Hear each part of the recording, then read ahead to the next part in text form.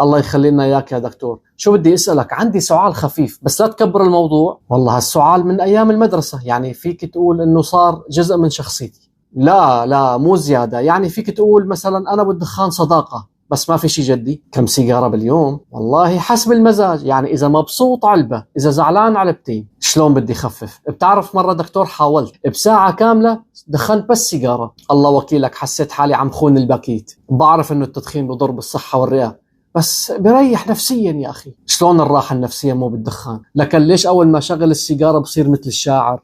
يعني أول ما شغل السيجارة بطلع من الشباك وبصير اسمع صوت العصافير وأعطيها هذاك الشعر. جرب الرياضة؟ جربت المشي، مشيت للسوبر ماركت واشتريت علبة سجاير ورجعت. يا دكتور شلون بدي أترك التدخين تدريجيا؟ يعني الأسبوع الأول دخن 10 طولي والأسبوع اللي بعده 10 عرضي؟ بدك الصراحة دكتور أنا غيرت نوع السجاير، صرت جيب دخان لايت. اللايت تبع الصحة.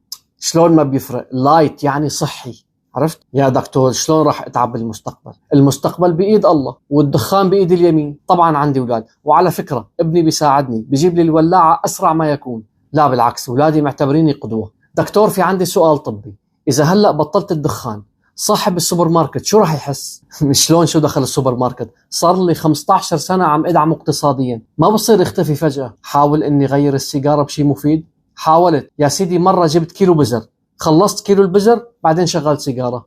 طول بالك يا دكتور، شلون يعني انك استسلمت؟ يعني اكمل؟